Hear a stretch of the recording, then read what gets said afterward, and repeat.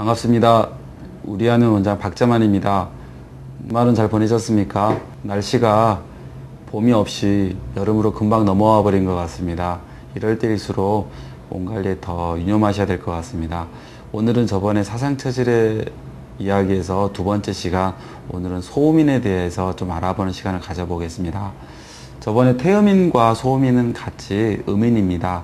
음인이라는 것은 기운의 방향이 바깥으로 가는 것보다는 자기 안으로 들어가는 씀씀이가 있는 사람들을 말합니다.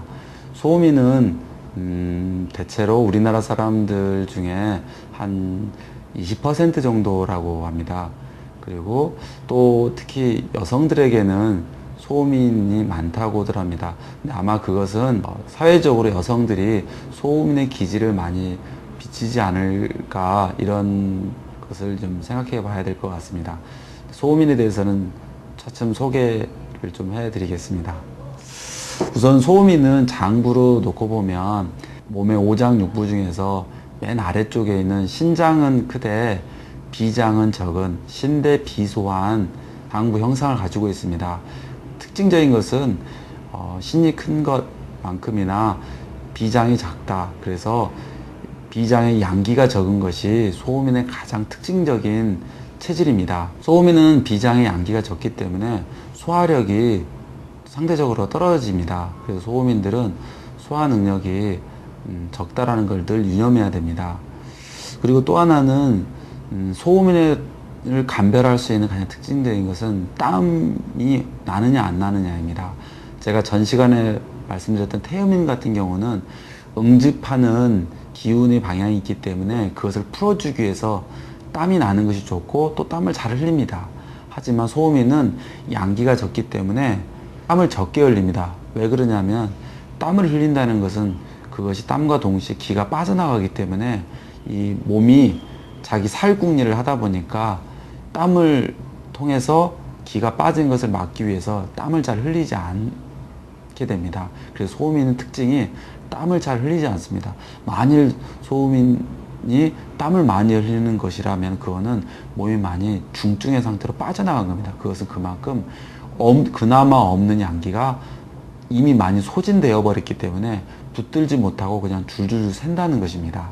그래서 소음인들이 소음인인지 아닌지를 물어보는 좀 쉬우면서도 간단한 방법은 예를 들면 운동을 했을 때 땀이 충분히 나는지, 그리고 그 땀을 많이 났을 때 몸이 상쾌한지 축 처지는지, 예를 들면 목욕탕을 가서 사우나를 했을 때 땀을 쭉 빼고 나면은 개운한지 축 처지는지, 이런 걸 보면 소음인에 대한 단서를 어느 정도는 캐치할 수 있습니다. 만일에 사우나나 찜질방을 가서 땀을 흘리고 나면 난 너무 힘들다, 이런 사람들은 소음인일 가능성이 많습니다. 그것은 그만큼 기에 소진이 많기 때문에 몸이 그걸 감지하는 것입니다. 그리고 실제로 그 소음인들은 더운 곳 이런 곳을 잘 가지 않습니다. 만일에 소양인 같이 열기가 많은 사람도 더운 것을 싫기 때문에 이런 찜질이나 사우나를 안 할 수도 있습니다. 하지만 그런 열기가 많은 사람들은 어쨌든 땀을 빼는 것으로서 열기를 밖으로 빼낼 수 있으니까 좋은 점도 있지만, 어쨌든 덥다라는 것은 내 몸과 상충되니까 싫어할 수 있습니다. 단 소음인은 열기보다도 땀을 낸다는 것이 몸을 축나게 하니까 싫어하는 거면 이게 되게 중요합니다. 소음인들은 아까 말씀드렸던 것처럼 비위의 양기가 적기 때문에 소화 장애를 일으키기가 쉽습니다. 소화기가 떨어지기 때문에 몸에서 양기가 적으니까 손발이 차다거나 식은땀을 흘린다거나, 또 때로는 소화기가 약하기 때문에 설사를 종종 한다거나, 그리고 또 소음인들에게는 종종 이 두통을 동반하는 증상들이 생기기가 쉽습니다. 그래서 소음인들의 몸 상태가 안 좋을 때는 아까 말씀드렸던 식은땀을 흘린다거나, 소화장애가 있다거나, 설사가 빈번하게 있다거나, 식은땀을 약간 흘린다거나, 두통이 있다, 이런 것들은 소음인에게는 몸 상태가 안 좋아지고 있다는 증표들입니다. 이것을 잘 보셔야 될 것 같습니다. 그러면 소음인들은 이런 어떤 체질적인 몸 상태에 견주어서 어떻게 하는 게 좋은지를 좀 말씀드리겠습니다. 첫 번째는 소화 능력이 떨어지기 때문에, 그러면 무리하게 음식을 먹는 것은 어거지를 써야 되기 때문에 굉장히 좋지 않습니다. 그래서 소음인은 첫 번째로는 되도록이면 적게 먹는 것이 좋습니다. 소음인은 사실은 체형이 좀 마른 편이고 왜소해 보이기 때문에 왜소해 보이니까 많이 먹어서 살을 찌워야겠다 이렇게 생각하는 것은 자기를 잘 모르는 잘못된 견해입니다. 그럴수록 적게 먹는 것이 좋습니다. 또 하나는 몸이 차기가 쉽기 때문에 찬 것보다는 따뜻한 것들이 더 좋습니다. 그리고 식욕이 적기 때문에 아무래도 식욕이 없다고 해서 안 먹는 게 대책은 아니니까 그럴수록 약간 가미한다거나 맛을 돋굴 수 있는 어떤 것을 가미해서 하는 게 좋습니다. 아무래도 소화가 안 되는 음식들은 소화 능력이 떨어지기 때문에 피하는 게 좋습니다. 예를 들면 기름진 음식이라든지 날 음식이라든지 자극적인 것 이런 것들은 피하는 게 좋고 되도록이면 먹기에 편한 음식들 되도록이면 된 음식보다는 좀 무른 음식들이 더 좋고 죽이라든지 이런 것들이 더 좋습니다. 그리고 또 하나는 소음인들은 또 운동을 할 때도 과격한 운동보다는 가벼운 산책이라든지 걷는다든지 가벼운 달리기 정도 이 정도로만 해도 좋습니다. 그것이 자기한테 맞는 운동법입니다. 그리고 마지막으로 또 소음인들은 몸 상태를 잘 아는 것도 중요하지만 또 하나는 소음인들이 마음 씀씀이가 어떤지를 잘 아는 것도 건강을 유지하는 데 굉장히 중요합니다.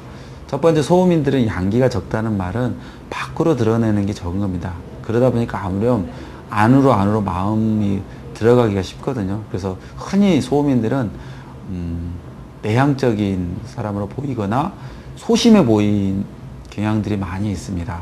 그럴수록 소음인들은 자기를 잘 알고 되도록이면 조금 한 발짝 나아가려고 하는, 조금 표현하고 조금 자기 의사를 드러내려고 하는 이런 능력들이 필요합니다. 근데 우리 주변의 소음인들은 좀 대체로 두 가지로 좀 많이 보여집니다. 첫 번째는 조금 모범생 같은 사람, 소심한 모범생, 좀 이런 사람들로 좀 보여지고요. 두 번째는 말주변도 없고 좀 보통 숫기가 없다고 하죠. 이렇거나 주변 사람들한테 아쉬운 소리 못하는 이런 사람들이 소음인의 어떤 성적인 경향성들을 보여줍니다. 근데 이 소음인들은 어떤 면에서는 양기가 적기 때문에 되게 나약해 보이지만 그 나약하다는 말은 어떤 면에서는 되게 온화한 면이 있기 때문입니다. 이런 겁니다. 태양인 같은 양인들은 상대방에 대한 걸 별로 고려하지 않습니다. 자기 하고 싶은 이야기를 다 해버리거나 질러버리거나 정말 칼로 무브베듯이 탁탁 잘라내는 이런 것들을 합니다. 반면에 소음인들은 상대방과의 관계를 되게 중요하게 생각하기 때문에 한편에서는 저 사람 나약하기 때문에 저 사람과 관계가 끊어지는 것, 깨지는 것을 두려워하기 때문에 조심스러울 수 있지만 또 이게 또 다르면은 상대방을 배려하는 마음이 늘 쓰게 되어 있는 겁니다. 혹시 저 사람 마음을 상하게나 하지 않을까? 저 사람에게 내가 상처나 주지 않을까? 이런 부분들을 늘 갖게 된다는 겁니다. 한편에는 나약하지만 또 한편에는 온화한 면이 있는 겁니다. 근데 그러다 보니까 소음인들은 상대방을 대할 때 이런 면들이 보여지기 쉽습니다. 뭔가 같이 이야기해서 상대방의 이야기들을 금방 자기 것으로 쑥 빨아들이는 경향이 있습니다. 이런 거를 우물파기라고 합니다. 우물은 좁은 공간에 쑥 빨려 들어가는 거죠. 그래서 상대방의 이야기를 내 이야기처럼 받아들이는 그런 면들을 보이기도 합니다. 그래서 소음인 경향을 보이는 사람들은 친구들 사이에서는 굉장히 정말 이 친구는 정말 내 친구야 라는 그런 마음을 확 주게도 됩니다. 하지만 또 소음인들은 그런 면이 있지만 또 한켠에는 같이 이야기해서 결정한 것에 대해서 뒤돌아서서 후회하기도 합니다. 왜냐하면 상대방 마음을 상하지 않으려고 쉽게 긍정을 했다가 뒤돌아서서 저걸 어떻게 책임지지? 내가 이렇게 하는 게 맞을까? 내가 뭔가 이렇게 해도 될까? 어떤 이런 후회하는 마음이 생깁니다. 이거는 소음인들이 가지고 있는 불안정한 마음, 초조한 마음들이 배어나기 때문에 그렇습니다. 그래서 소음인들은 자기 마음을 좀 잘 헤아릴 필요가 있고요. 그래서 소음인들이 이런 것들을 잘 피하기 위해서 꼭 유념해야 될 것들이 있습니다. 뭐냐면 소음인들은 우물 파기를 한다고 그랬죠. 한 곳에 계속 파들어갑니다. 그래서 소음인들은 그 우물을 파되 그 우물에서 지하수에 닿아서 물이 솟아날 때까지 한 우물을 파는 것이 굉장히 자기를 개발하고 자기를 완성해 가는데 굉장히 중요한 면모입니다.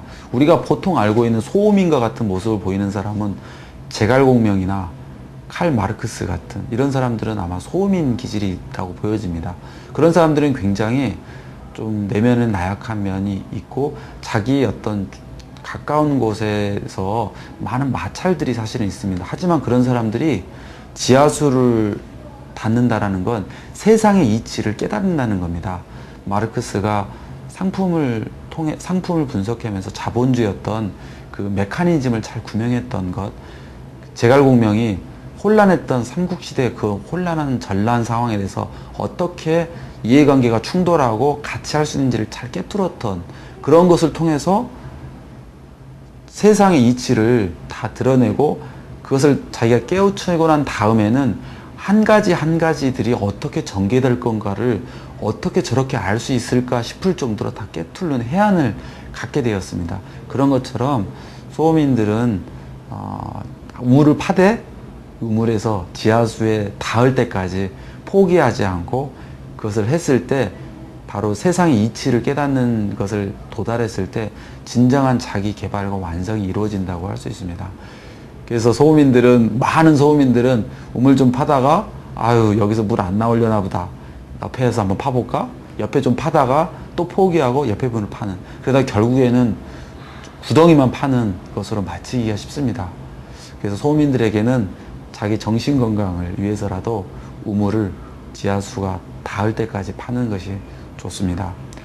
날이 많이 더워지고 있습니다. 이런 때에 많은 우리 선조들의 지혜가 삼계탕을 여름 복날에도 많이 끓여 먹고 있습니다. 삼계탕은 닭과 인삼, 더한다면 황기, 대추, 이런 것들을 가미합니다. 근데 이 삼계탕은 오늘 소개한 소음인들에게 아주 좋은 음식입니다.